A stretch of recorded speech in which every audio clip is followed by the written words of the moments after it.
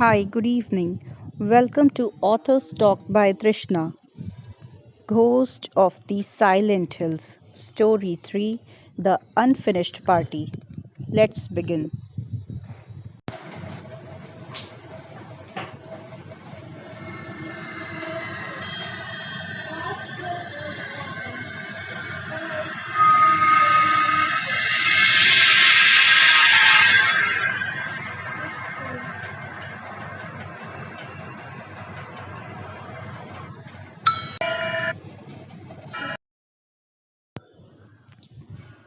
After spending 10 days with his brother and his family, brooding, reflecting unwindingly, vowing never to venture out on a journey after the sundown, Nandi caught an early morning bus and returned to Jeori a changed man.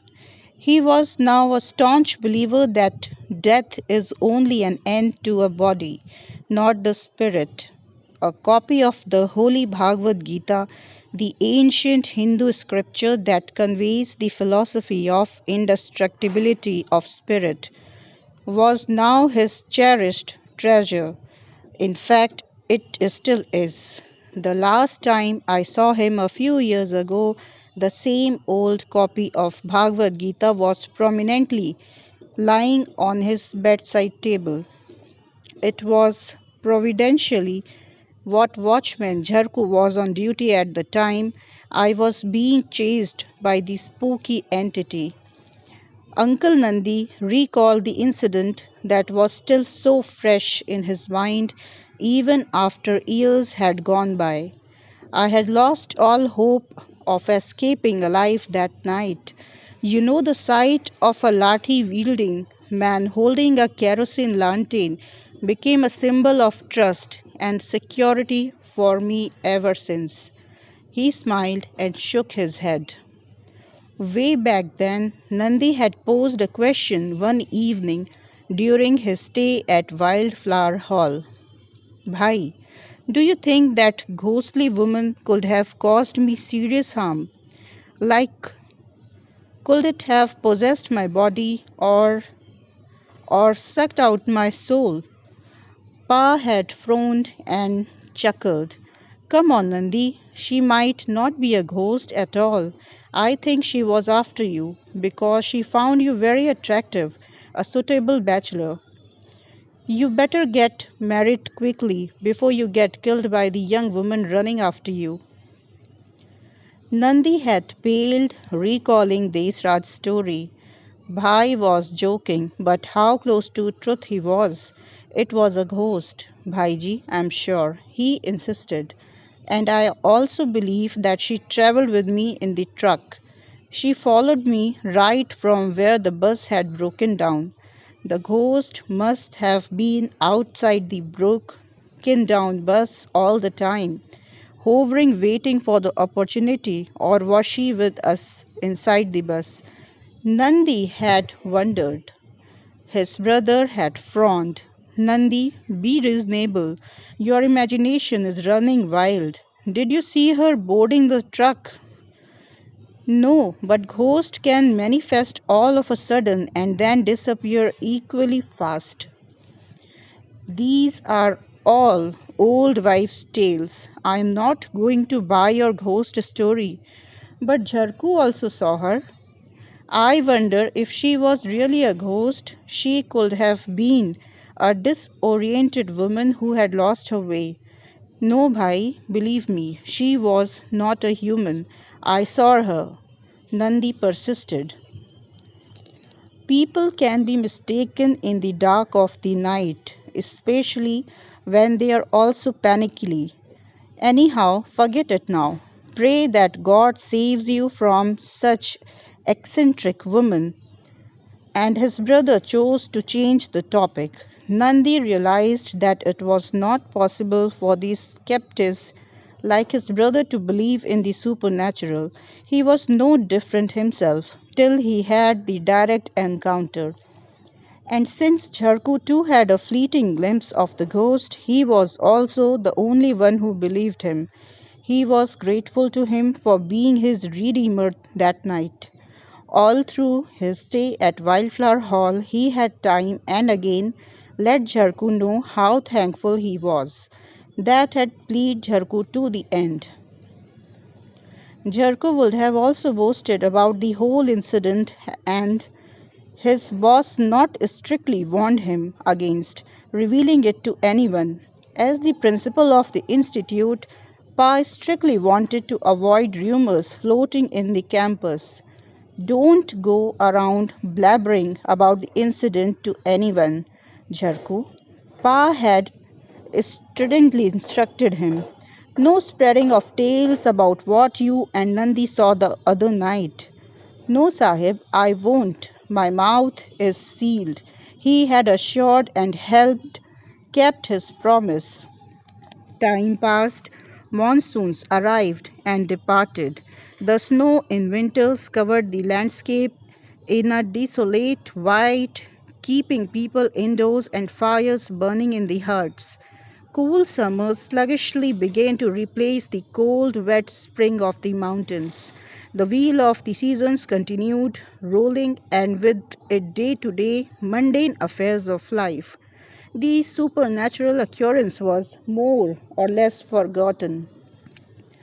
But the fear of the close presence of restless soul remained for some in the recesses of their minds, which forbade them from even mentioning them. At the end of April 1957, Pa received his promotion and transfer orders. He was to join the head office at Shimla. His post at Wildflower Hall was to be filled by Mr. Kulkarni, who was coming from Delhi to take over as the new principal. We were to move out of Wildflower Hall and head for Shimla once Pa had personally handed over the charge to Mr. Kulkarni. Pa got busy winding up his work at the institute, and Ma got busy packing up. Since the east wing of the main building was still occupied by us, Pa decided to temporarily arrange for the new principal's stay at the cottage. The cottage was situated about 50 meters southeast of the main building, bordering a dark coniferous forest. A downhill incline hidden under a bounty of firs and cedars began right from the rear end of the cottage. It was a snug unit of a large sitting room, two uncomfortable bedrooms, a kitchen, and a bath. A well kept garden in front imparted it a quaint picture of a typical English house. During the erstwhile rule of the British, this cottage seemed to have accommodated the manager of the hotel. Its isolation was ominous. In the beginning of his tenure, Pa had offered it to the vice principal, but he had barely stayed there for 2 days, at the end of which he requested to be lodged in the main building. I am single and I need only a small unit to stay, he justified. Even using the cottage on a shared basis was not acceptable to anyone. Why no one wanted to stay in the cottage, Pa never gave it much thought, for he had no clue that rumors were rife in the school about the mysterious presence in the cottage. Consequently, the cottage got reserved for special guests of the institute. It was opened once in a while for cleaning, but mostly remained vacant and locked. Now the cottage was opened after months for a thorough cleaning to make it livable for the new principal and his wife. Vallabh, a young boy in his late teens who had joined the staff only 2 months ago, was assigned the duty. Occupied with cleaners, brooms, mops, and dusters, Vallabh opened the lock and entered the cottage around 9 in the morning. The house was icy cold and oddly disorderly. The moment he started his work, he began to hear strange whispers. Was the broom he was using making funny sounds?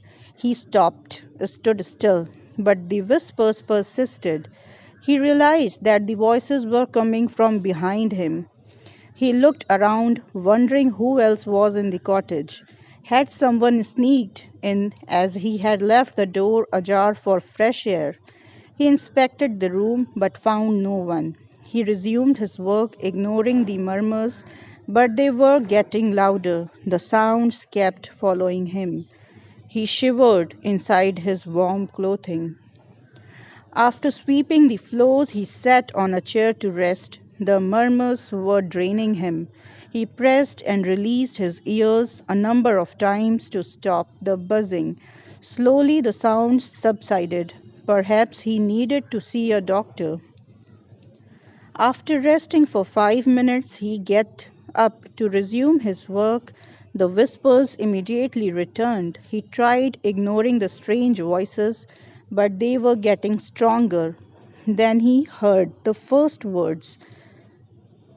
Get out! He looked around. Perhaps the voice had leaked in through the window, though he couldn't spot anyone outside.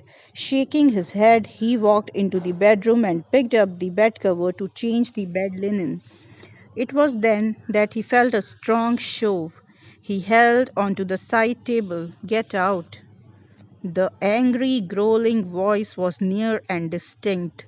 Someone seemed to be standing right next to him, totally invisible. He stood frozen, looking around the stark, empty room. Then he watched the horror as the pillow from the bed rose on its own and came hurtling towards him. He dodged and then, panting, trembling, screaming, gasping, he rushed out of the cottage and straight into the principal's office. Pa patiently listened to Ballab's report. His shivering body and pale face were proof enough that he had actually experienced something that had intensely scared him. But pillows hurtling through the air on their own, the boy had surely a fabulous imagination. Nevertheless, for a movement, Pa got worried. Were there really supernatural activities happening around? First Nandi and now Ballab. But he shook his thought off his mind. The boy was exaggerating. He was barely 18 and immature. He summoned Vishnu, in charge of the maintenance, and asked him to stay with Ballab till he finished his work. Ballab refused outright. Nothing could pursue him to return to the cottage. The experience had unnerved Ballab so intensely that he asked to be relieved from his job. He would go home and later seek a job elsewhere. This place is spooky, sir, not safe, he declared. Pa rubbished the whole episode as fictitious fear of a weak-minded juvenile and allowed him to leave. Bishnu was equally hesitant to enter the cottage. He had heard that the paranormal activity around the cottage had increased lately, but he couldn't decline the orders. He collected a term of a few brave hearts, including Jharku. They first scouted the cottage, loudly chanting prayers. The cottage had never felt that old. They also felt an unexplained presence, as if someone was keenly watching them, following them, yet keeping distance. Perhaps prayers were working. Cleaning the cottage hurriedly, they locked it once again.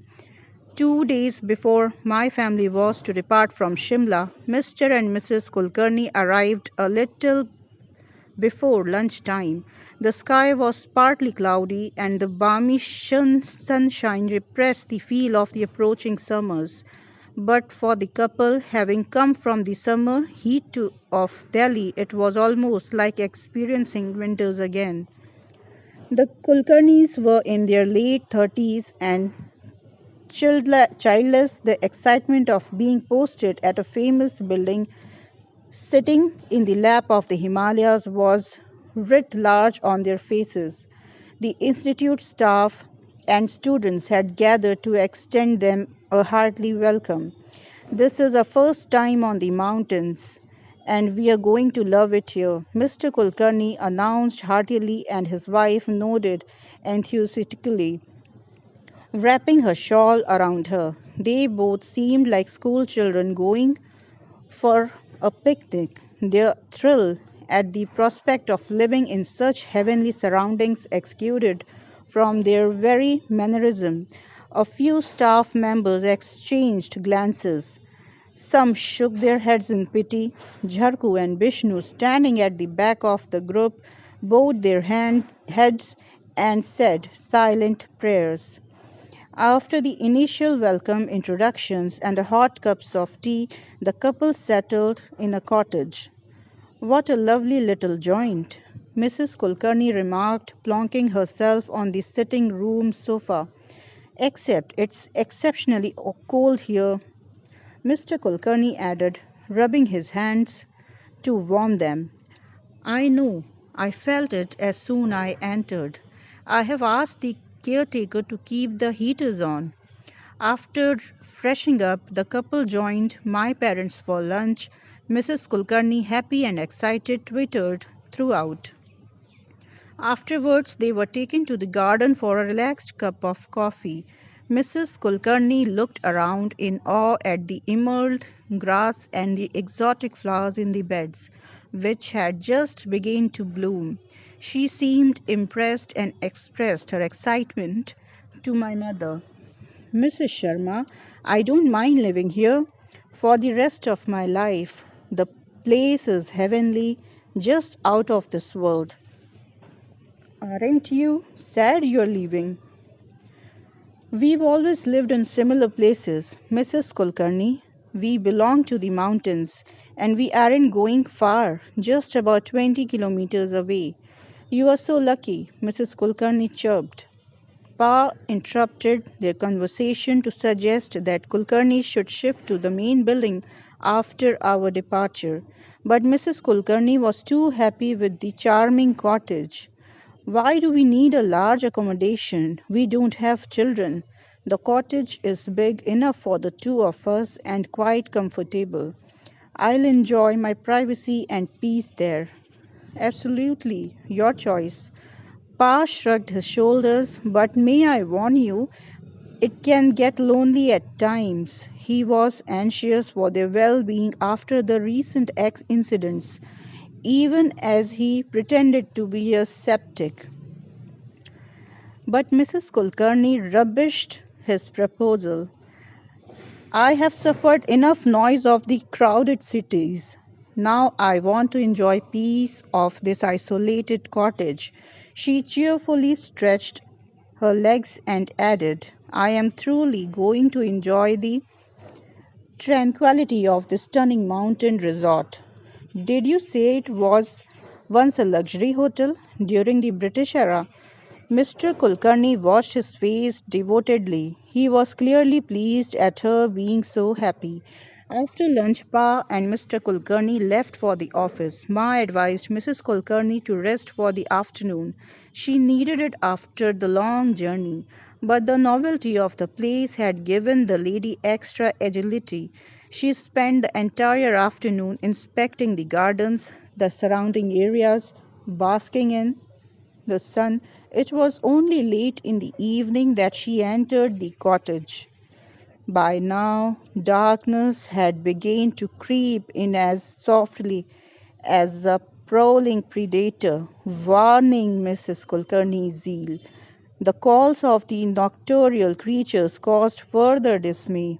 She was a typical city breed who had only seen crowds and clamor. The hush of the forlorn mountain dampened her spirit.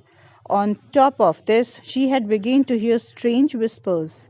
Were there people outside, students or staff, talking in hushed voices? But the sound seems to be coming from inside the bag. Selected a prayer corner and sat down for her evening puja, earnestly waiting for her husband's return. When the couple joined my family for dinner, her concern was quite apparent. Don't you ever feel scared living in this forsaken place? Her paradoxical statement amused Ma. Don't worry, you will soon get used to it. After dinner, the couple retired to the cottage as the long journey and the hectic activities of the day had worn them out. They want to be in bed around 10, and the long day's tiredness immediately overtook their conscious minds. Sometimes at midnight, Mrs. Kulkarni woke up with a jolt. Something had woken her up from her deep sleep. She couldn't be sure of what it was. There was absolute stillness around now. The only sound she could hear was coming through the window of the rustling of leaves in a mild breeze. She had never in her entire life experienced such intense silence where one could even hear the sound of the soft breeze. Though she had a hunch that it was a louder sound that had woken her up. Someone had spoken to her, almost into her ears. An angry voice. Maybe it was a dream. Her husband suddenly muttered in his sleep. He then began thrashing his arms around, trying to lash out at something that was strange. In their married life of 14 years, he had never done that. She sat up alarmed. Honey, what's wrong? She asked tenderly, but when he calmed down, he was probably very tired and anxious about his new job. Dismissing her anxiety as needless or not wanting to disturb him, she softly got out of her bed to go to the bathroom. She switched on a small torch that she had kept on the bedside table. As she neared the bathroom door, she felt something brush past her. Distinctly, someone had been in her way, and as she had approached the bathroom door, it had moved to a side to let her pass. In the torchlight, she tried to pry around. Perhaps a cat had got inside the cottage. Wondering at the strange sensation, she went to use the toilet. She was still inside when she heard her husband, annoyed voice telling someone not to trouble him. Who was he speaking to? She hurried back. This time she decided to switch on the table lamp. Mr. Kulkarni was wide awake. He chided her for pulling at his blanket, now switching on the lights. What's wrong with you? I'm tired. I have plenty of work to do in the morning, he grumbled. She opened her mouth to explain, but he persisted. I deserve to be allowed some decent sleep. He then pulled the blanket exasperately over his face, turned his back towards her. Mrs. Kulkarni was surprised at this unjustified ticking off. She hadn't even ventured near his bed. Annoyed, she switched off the light and slipped into her bed. The moment the cold darkness returned to the room, she distinctly heard some faint sounds. There was someone, something in the cottage. Could be a cat, she reiterated her thought. But why would it pull at her husband's blanket? She couldn't sleep anymore. The penetrating silence began to get on her nerves. Perhaps accepting his posting at such an isolated place was not good idea. But then they had no idea it would be so desolate. She mused in the deathly silence of the night. She closed her eyes and tried to sleep. Creak! The bathroom door groaned at the hinges. Her eyes flew wide open. Her heart jumped against her ribs. She had shut the door just a few minutes ago. She turned to check on her husband. Still with his back towards her, he was packed in his blanket and blissfully asleep. Then who had opened the bathroom door? She turned her head towards the door. Her heartbeat stopped. It was wide open now. Someone was standing there, facing her. Faint moonlight seeping through the curtains of the room revealed a filmishy womanish figure in a flowing dress. G, g. But no more sound would emerge from her throat. She began to shake frenziedly. Was she dreaming? She shut and opened her eyes. The spectre was gone. She had perceived two frightful eyes, two dark holes staring at her, chilling her to her bones.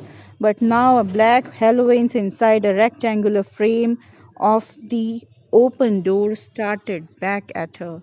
Who was she? Did I really see any or was my imagination? My God, I am going mad in this isolation. Then sounds from outside began to trickle in, faint and feeble. They were sounds of the tables being laid, and some distant voices. She heard clinking of glasses followed by a sounds of unison, like some toast being offered. There were more indistinct noises, and after that the next sound was absolutely clear. Someone said, Bera, Chai. A woman's voice followed. Bera, idhar aao. Sound of faint laughter could be heard now. The voices had a distinct British accent. Perhaps these two people are closer to the cottage.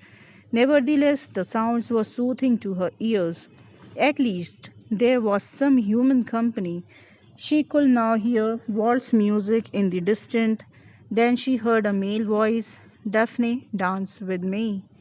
Her mind began to work in a different directions. She was sure that some party was going on, from which she had her husband had been excluded. That upsets her. When she was at dinner, no one had mentioned late night party to be held here, not even a hint. Who were these people? She had spent almost the entire day here and hadn't seen any foreigners.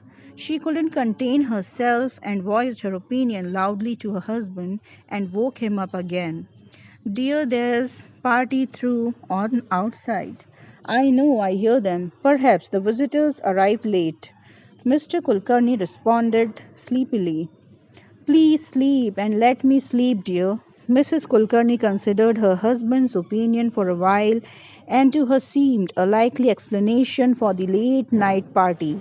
This was also a matter of worry. Her husband and she were modest people, not at all the party going types, had never touched the alcohol in their lives. This place still seems under the British influence, though most of the British left the country 10 years ago. Maybe some still live here, around this place. She lay lost in these thoughts Lost in these thoughts, she began to drift into sleep. The sounds continued for a while. She had no idea for how long and then slowly began to fade. Mrs. Kulkarni finally fell into a deep, rested sleep. Next morning was unlike the previous one. Cobalt sky and cheerful sunshine welcomed the residents. Kulkarnis were up here, tired and drained. The cottage didn't appear as cheerful as it had the previous day. There was an airy sadness floating and filling the space. After the morning course and the puja, the couple headed towards the main building. They wanted to eat their breakfast in the hostel mess, for they did not want to burden my mother. But Ma insisted that they should lunch with them, but they humbly accepted her invitation. After breakfast, Mr. Kulkarni joined Pa in the office. Mrs. Kulkarni did not go back to the cottage. Her sixth sense was dissuading her from being there alone. The spectre that she had seen momentarily last night was still unnerving her, though she was still confused whether it was real or just her misgiving. So she whiled up away her morning by strolling in the terraced garden around the main building. Ma had been very busy since the morning as we were to leave for our new destination the next day. She had once peeped through the window and had seen Mrs. Kulkarni sitting alone in the garden, looking lost. Since her packing was more or less over, Ma walked down to spend some time with the lady. She also arranged for 2 cups of tea to be sent to them. Mrs. Kulkarni was too happy to have a company. The ladies fell into normal chit chat about their families. Tea arrived. Mrs. Kulkarni took a sip of the hot beverage and then kept the cup on the table. She hesitated and then raised the topic of the late night party to which she hadn't been invited. How was the last night party, Mrs. Sharma? Is it customary to give late night parties here? No. What party are you talking about? Ma stared at her puzzled. Perhaps the students had a party last night. Ma frowned and shook her head. She had been staying here for over a year and had no knowledge about any such activity having taken place the previous night, or for that matter on any other night. At least not since she had been here. Mrs. Kulkarni, there was never been any late night parties with the premises of the institute. My husband is not the type to arrange or even allow such parties. Seeing a mystified expression on her face, Ma continued. Wildflower Hall was a hotel once when British ruled over us. They used to have parties here, enjoying life at the expense of the native Indians, but that's all over now. Mrs. Kulkarni had gone pale. She even shivered beneath her jumper and shawl. Ma continued, though we do have formal get togethers to celebrate festivals, Holi, Diwali, or evening high teas for the guest once in the while, nothing more than that. Never yesterday night there wasn't any party, neither at evening nor at night. Ma settled Mrs. Kulkarni's doubt with finality and took a few sips of the tea. Mrs. Kulkarni stared at Ma with anxiety bordering on fear. Ma was unable to understand what was the matter with her. Was she somewhat crazy? There was a complete silence for a while. Ma noted her wiping beads of sweat that had collected on her temples, wondered why she was so worked up. The staff and students have arranged for a farewell party for us in the evening, and of course, you both will be a special guest. Ma tried cheering up here. That didn't help in easing Mrs. Kulkarni's anxiety. Ma watched her looking around dazed, her eyes wide with fright. Then her eyes came to rest on the huge oak tree growing close to the bedroom window of the cottage. It was a massive tree, had presumably been there for centuries. She turned back to Ma. Mrs. Sharma, there was definitely a party yesterday night, she asserted rather furtively now. There were lots of sounds of clattering of crockery, clinking of glasses, and foreigners calling out to waiters to serve them. Bera, chai lao. I've very clearly heard someone ordering. There was also music and dance, and there was also a woman called Daphne. I clearly heard this all happening last night. There is no question of being confused. It was Ma turn to stare at Mrs. Kulkarni, dumbfounded. What was she blabbling about? Party outside in the middle of the night, and English people. Where do you think the party was held? Ma asked her softly, now obviously a little anxious. She once again regarded the old oak tree, her eyes narrowed. She appeared confused and distressed.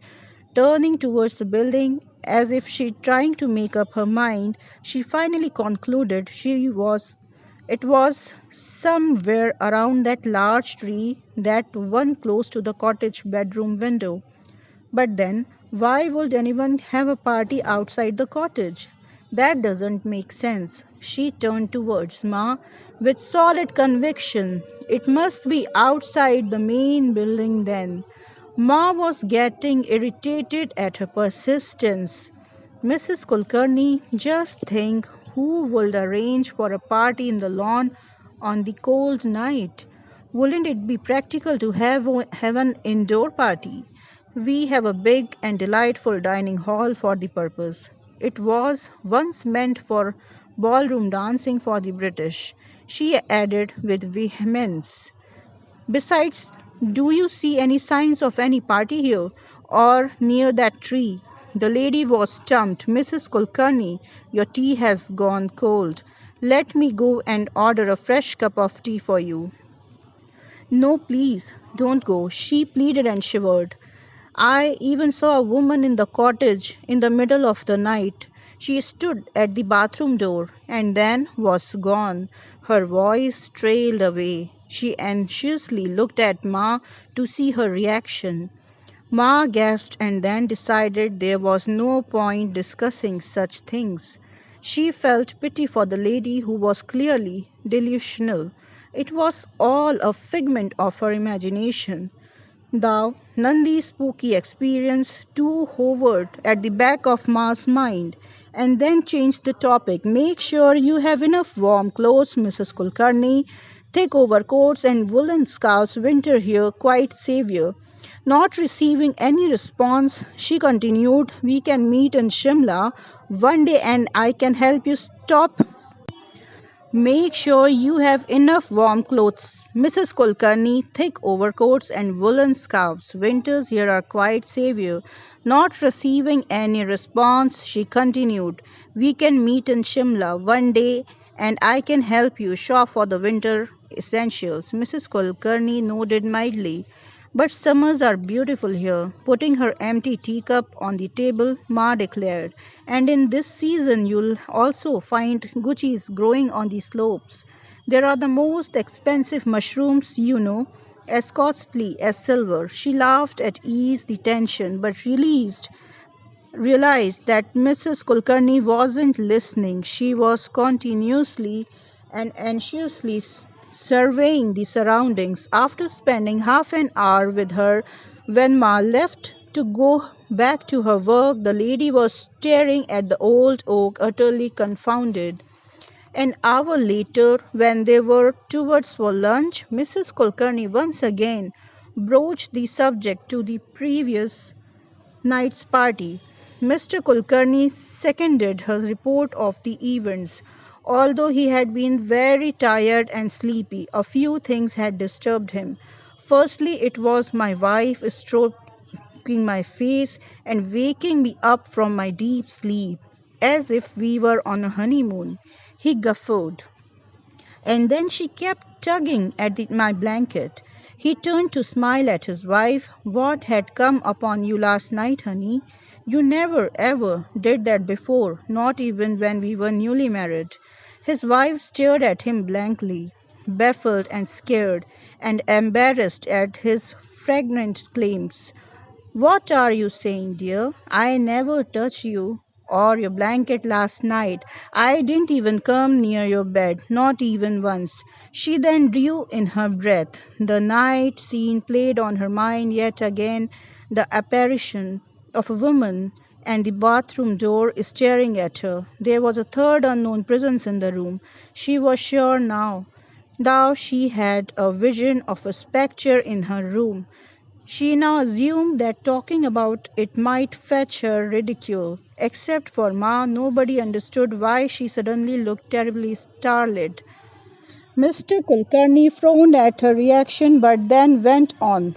And then there was that party going to next to the cottage, people talking and other sounds. It was Pa's turn to be surprised. He had no information about any party having been held yesterday night. And within the premises of the institute, without his knowledge, he proceeded with immediate investigations. Who will be a better person to begin the inquiry with than the night guard Jharku? Jharku made a spontaneous appearance. At Pa's question regarding the party, he did not appear baffled, though his deepening scroll revealing his worry. There was no party, Sahib. What Sahib heard must have been the unusual mystery sounds. What mysterious sounds? Pa looked mystified, but he was not buying Jharku's explanation hands down. Mr. and Mrs. Kulkarni heard sounds of a party going on outside. Who was holding the party? He repeated, demanding an immediate explanation. No, Sahib, no one. Jharku insisted and then turned towards Mr. Kulkarni. Sahib, can you tell where the sounds seem to be coming from? Where they coming from close to the large oak tree growing outside the cottage. Mr. Kulkarni didn't answer. He was apparently unsure. Mrs. Kulkarni seemed relieved. She smiled and nodded promptly and vigorously. A few sounds came from close to the large tree next to a bedroom window. Others were indistinct. Then she looked at Ma triumphantly. I told you so, Mrs. Sharma, didn't I? Sahib, I too have heard such sounds on a few occasions. They come once in a while from around the oak tree. Music too. And English people speaking. In the beginning once I went near the oak tree to check what was going on. There was nothing, no one, but but what, Jharku? Pa sounded nervous. Sahib, someone unseen pushed me and said, Get out. Now everyone was staring at Jharku uneasily. That's why I prefer to stay in the veranda of the main building and seldom venture beyond it. Never in the direction of the cottage at the night, and my lantern is a big solace. Ghosts are afraid of the fire, I think. Mrs. Kulkarni's jaw fell open. She was visibly trembling. Mr. Kulkarni had indescribably paled. Jharku noted none and continued. I wanted to warn you about it, Sahib, when the arrangements were being made for Kulkarni Sahib's stay in the cottage. Many people have experienced strange things there, mysterious encounters. They hid it from your thinking you wouldn't believe, like you didn't believe. Nandi Sahib and Ballabh. There was a nerve wracking silence in the room now. Jharku hesitated and then said, Sahib, I have heard that this building used to be for the parties of the Gora Sahibs. Thereafter, Mr. and Mrs. Kulkarni blatantly refused to go anywhere near the cottage. The brave team of Jharku, Bishnu, and few others brought their luggage to the main building. The cottage was locked and made redundant. Despite just a day old acquaintances, Mrs. Kulkarni seemed the saddest to see us leave the next day. She hugged Ma with tears streaming down her cheeks. Merely 2 months later, Pa received an urgent letter from Mr. Kulkarni. He had sought his immediate transfer back to Delhi. His wife had fallen seriously ill. The doctors had diagnosed her it as severe depression and mental disturbance. She had been advised an immediate change of location. That's all for today. See you with the next episodes very soon.